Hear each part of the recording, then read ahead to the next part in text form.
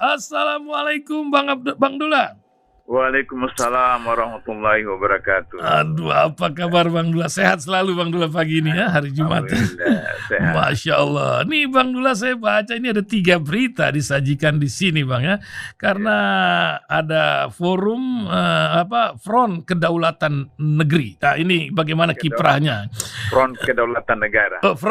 Forum salah tulis nih redaktur, Front Kedaulatan Negara ya. Ini apa yang dituju, dan juga Bang Dula sudah dengar ini ada bunker uang. Nampaknya nih uang ini menjadi jalan keluar bagi sebagian orang. Uang lagi. Lain lagi tentang presiden, soal pemberantasan korupsi. Cewek bilang Jokowi tutupi kebobrokan, begitu kata Kompas baru-baru ini. Tapi lain di mulut, lain di hati, harapan luar biasa, abu-abu macam hitam ke depan. Nah, ini macam kita kebingungan rakyat ini. Mungkin Bang Dula bisa kasih pencerahan, atau dari Front Kedaulatan Negara ini juga memberikan sebuah harapan lain. Silakan Bang Dula pagi ini buat pendengar Radio Silaturahim. Para pendengar sekalian, FKN Front Kedaulatan Negara itu dibentuk dalam rangka menyelamatkan NKRI yang sudah mulai dicabik-cabik, diintervensi oleh oligarki. Kalau misalnya kita harus merujuk kepada sistem pemilu dan Pilpres 2024, maka kemudian kita sudah bisa tahu kira-kira siapa yang akan terpilih dan menguasai Indonesia 5 tahun ke depan setelah 2024. Katakanlah misalnya apakah itu Anies Baswedan, apakah itu General Gatot, atau Lanyala, atau Rizal Ramli, siapapun dari orang-orang yang sekarang menjadi tokoh dari kelompok umat Islam terpilih, tetap saja tidak bisa melepaskan diri dari pengaruh oligarki. Sebab hari ini semua kegiatan-kegiatan perekonomian, kegiatan pembangunan, kegiatan politik dikendalikan oleh oligarki. Oleh karena itulah maka menurut FKN tidak ada gunanya pemilu dan Pilpres 2024 kalau kondisi ini tidak diperbaiki. Oleh karena itulah maka FKN meminta agar supaya DPR mengajukan hak angket, menggunakan hak angket atau pansus terhadap beberapa hal yang sangat krusial terakhir ini. Yang pertama adalah bagaimana Jenderal Sambo itu harus dituntaskan, karena di dalam Polri ada negara dalam negara. Ada 349, sekitar 350 orang yang berada di dalam kekuasaan Sambo ini di seluruh Indonesia, yang mereka itu bisa membuat apa saja atas perintah dari Sambo atau dari geng-geng Sambo ini. Kalau pada Satgas ini dibentuk waktu Tito menjadi Kapolri. Waktu itu anggotanya 250-an. Sekarang dipimpin oleh Sambo 350-an anggota. Mereka ini yang mempunyai kekuasaan penuh, di mana kalau misalnya di daerah katakanlah Kapolres itu tidak masuk ke Satgas, maka kemudian wakil Kapolresnya itu masuk ke Kasas, maka kemudian wakil Polres itu yang punya wewenang untuk berbuat apa saja. Begitu juga di tingkat Polda, begitu juga di tingkat Mabes Polri. Nah, oleh karena itu maka untuk bisa menyelamatkan Indonesia, salah satunya adalah institusi Polri itu harus diselesaikan, dan agar supaya FKN meminta kepada DPR agar supaya melakukan perubahan kedudukan polisi, tidak lagi di bawah presiden, tapi di bawah Kementerian Dalam Negeri, seperti yang terjadi di hampir seluruh negara-negara dunia, di mana polisi itu adalah orang sipil yang bertanggung jawab dalam proses keamanan, pelayanan, dan ketertiban masyarakat.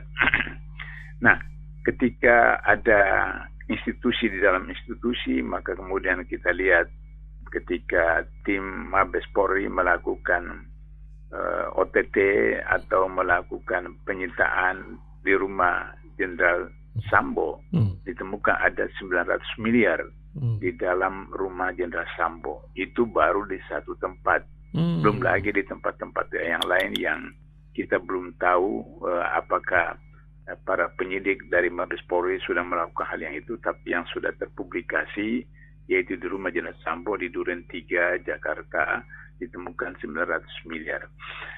Uang apa itu yang ada dalam rumah sebesar 900 miliar?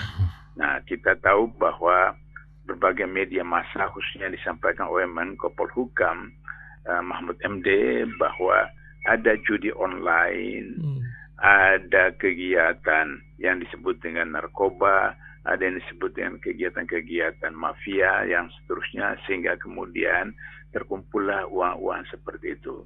Kita juga baca berita bahwa salah seorang bos narkoba itu mengatakan bahwa setiap bulan dia setor sekian ratus miliar kepada beberapa pihak-pihak terkait, yang tapi kemudian tetap juga ditahan atau ditangkap anak buahnya seperti itu. Jadi oleh karena ini maka FKN menuntut agar supaya segera DPR menggunakan hak angketnya untuk membentuk pansus agar supaya mentuntaskan kasus Jenderal Sambo sampai ke akar-akar. Yang kedua, FKN juga minta agar supaya dibentuk pansus agar supaya menyelidiki kasus pembangunan kereta api cepat Jakarta-Bandung yang itu kemudian dibebankan kepada negara 30% pembengkakan biaya pembangunan kereta api Jakarta-Bandung itu sebesar 30 triliun. Padahal kereta api Jakarta-Bandung itu adalah satu kerjasama antara perusahaan kereta api Cina dan perusahaan kereta api Indonesia. Tapi kemudian Cina menolak untuk menanggung tambahan biaya itu dan diserahkan kepada Indonesia. Dan ini berbahaya sekali karena 30 triliun itu bukan uang kecil, padahal APBN tahun 2023 itu hanya 3.000 triliun. Kalau 3.000 triliun itu dipakai 30 triliun, kemudian 9% dari 3 triliun itu untuk pembangunan IKN, maka kemudian sekian puluh triliun itu nanti untuk membayar utang jatuh tempo 2023 dan bunga utang nanti 2023 itu 500 triliun, maka kemudian sisa anggaran dari 3.000 triliun itu hanya berapa untuk membangun pembangunan rutin, membiayai kegiatan rutin, membayar gaji para ASN dan pihak-pihak terkait, maka kemudian kita akan mengalami defisit. Oleh karena itu maka pidato Jokowi kemarin itu ada sesuatu manipulasi, suatu penipuan, bahkan suatu proses pembodohan kepada rakyat. Sebab apa? Katakanlah bahwa beliau membanggakan tentang indeks persepsi korupsi naik menjadi 3,8 atau 38. Padahal 3 tahun lalu indeks persepsi korupsi Indonesia itu sudah mencapai 40 atau 4,0, 1 sampai 10. Kalau dari 1 sampai 100 berarti 40. Justru pada periode kedua Jokowi ini dengan beliau mengamandemen Undang-Undang KPK justru menurun menjadi 3,8. Baru kemudian tahun naik menjadi 3,9. Jadi masih ada, 3,7, masih ada selisih 2 angka yang seharusnya sudah tercapai pada 3 tahun yang lalu. Nah, oleh karena itu maka ini adalah pembohongan terhadap publik, seakan-akan Presiden menganggap semua rakyat itu bodoh. Contoh misalnya yang konkret, yang sering saya katakan bahwa ketika SB menjadi presiden, meskipun beliau punya anak buah langsung, yaitu bendahara partai yang anggota DPR, Komisi 3 itu ditangkap oleh kabur ke luar negeri sampai ke Kolombia. Tapi Presiden mendukung KPK dan memerintahkan Polri bekerja sama dengan KPK dan berhasil menangkap Nazarudin di Kolombia hanya dalam waktu 4 bulan. Sekarang bagaimana Harun Masiku yang sudah hampir 2 tahun tidak diketahui rimbanya hanya karena dia berkaitan dengan sekjen dan berkaitan dengan ketua partai penguasa, dan Jokowi tidak berani untuk melakukan hal yang seperti dilakukan oleh SB karena Jokowi berada pada kekuasaan oligarki seperti itu. Nah, itu contoh tentang bagaimana pembohongan terhadap rakyat. Atau misalnya soal kebanggaan seakan-akan bahwa Indonesia sudah mendapat penghargaan dalam soal pangan. Padahal hari-hari kita bisa menyaksikan bahwa yang ada di pasar itu adalah buah-buah impor.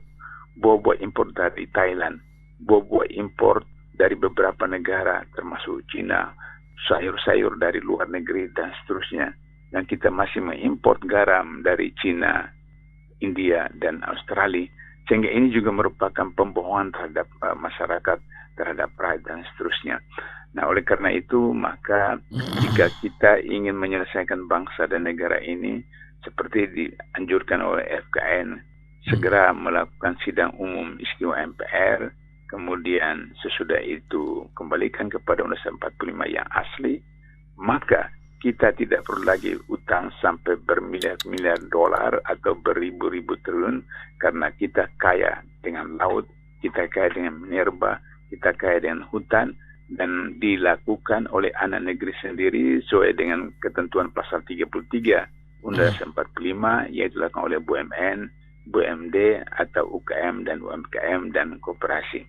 Nah, itu beberapa catatan yang ingin saya share sampaikan kepada pendengar Radio Rasil pada pagi hari ini. Itu. Ya, memang luar biasa ini apa ya cobaan di negeri kita ini. Bang Dullah, tadi Bang Dullah kan sampaikan sedemikian evaluasi buat Polri sampai ada usulan Departemen Dalam Negeri lah ini.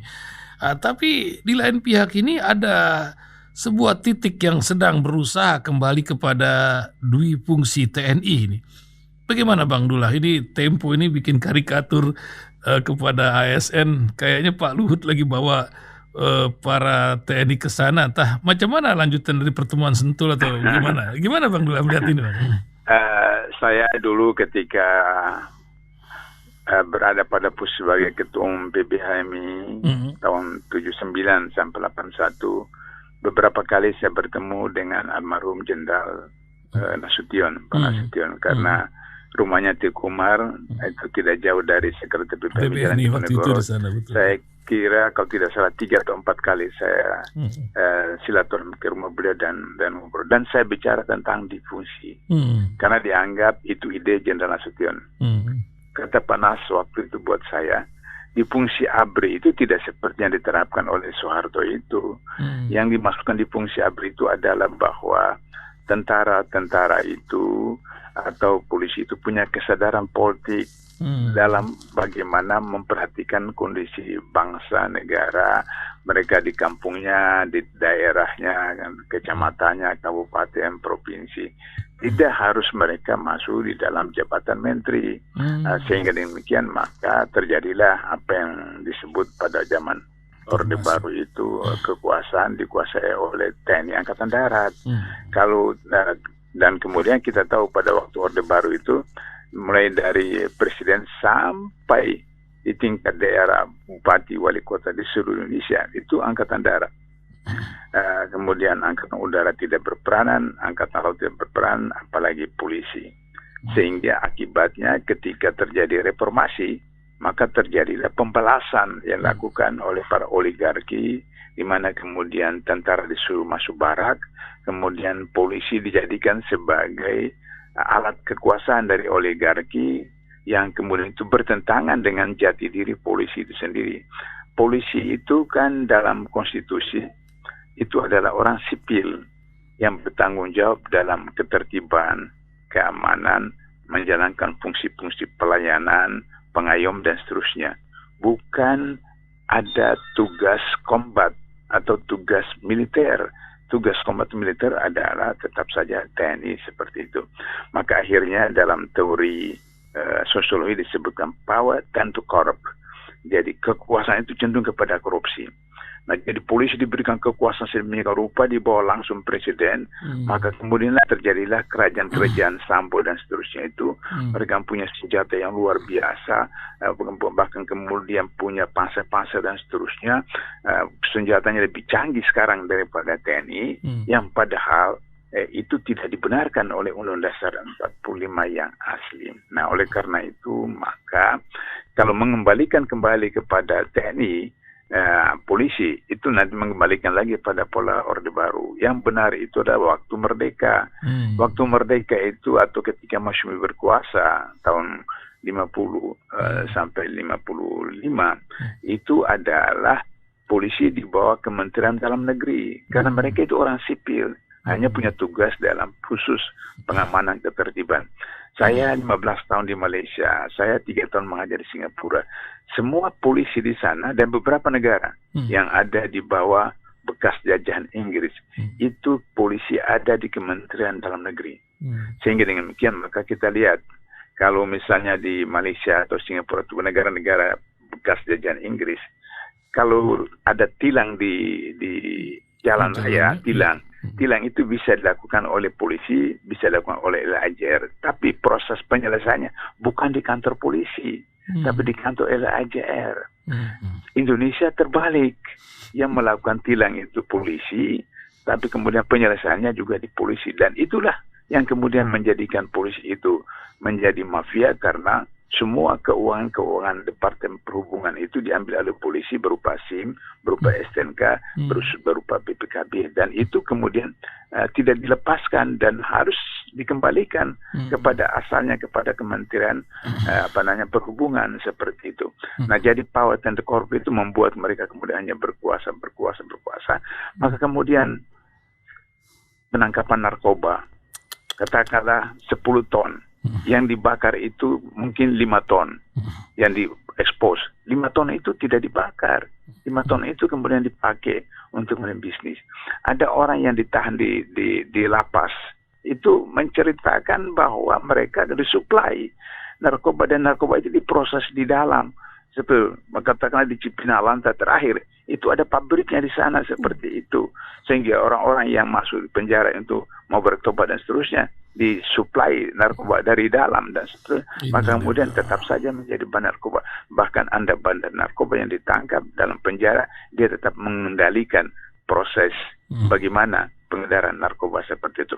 Nah, ini karena kekuasaan ada di tangan polisi yang kemudian overload kekuasaannya, sehingga akhirnya kemudian judi online kita baca di medsos, judi online itu, bandar-bandar judi online itu menyerahkan sekian ratus miliar setiap bulan kepada gangster yang ada di Mabes Polri yang kita kenal dengan Satgasus seperti itu. Nah, itulah yang kemudian kenapa kita temukan ada 900 miliar uang cash di rumah Jenderal Sambo karena uang narkoba, uang judi online, dan mafia-mafia seperti itu. Nah, oleh karena itu saya tidak setuju kalau polisi dikembalikan seperti dulu ABRI pada zaman Orde Baru. Harus dikembalikan kepada posisi seharusnya, yaitu kepada Kementerian Dalam Negeri. Dalam istilah kemiliteran, kalau seorang komandan tentara penindakan ada punya tembak, dia wajib tembak. Karena itu dia kombat. Tapi kalau polisi tidak. Polisi atas saya memerintahkan tembak, dia tidak boleh tembak. Karena dia bukan kombat. Nah, oleh karena itu maka Brigade E itu bisa terkena pidana. Kalau misalnya dia hanya diperintahkan oleh Sambo tembak, lantas dia kemudian tidak melawan seperti itu, maka kemudian itu bisa terkena.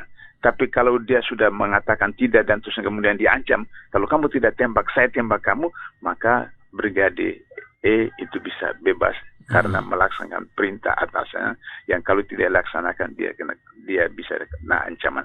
Kalau di KPK itu tertulis dalam kode etik KPK, insan KPK dilarang melaksanakan perintah atasan yang bertentangan dengan peraturan perundang-undangan. Itu tertulis dalam kode etik. Oleh karena itu maka kemudian seorang pegawai KPK tidak bisa melaksanakan perintah atasan kalau perintah itu bertentangan dengan ketentuan perundangan. Karena itulah maka kemudian KPK dibuat menjadi ASN. Nah, ketika dibuat jadi ASN, maka ASN tidak ada punya lagi kewenangan atau hak untuk menolak perintah atasan. Mereka hanya mengatakan siap, laksanakan. Nah, ini berbahaya kalau polisi dikembalikan kepada TNI, kembalikan saja kepada Kementerian Dalam Negeri. Itu Mas Ihsan. Ya. Wah, terima kasih Bang Dullah pagi hari ini memberikan pencerahan yang luar biasa. Mudah-mudahan pendengar radio Silaturahim tambah semangat dalam menjalani aktivitas pagi ini. Terima kasih Bang Dullah, semoga hidup selalu bermanfaat. Assalamualaikum Bang Dullah. Waalaikumsalam warahmatullahi wabarakatuh.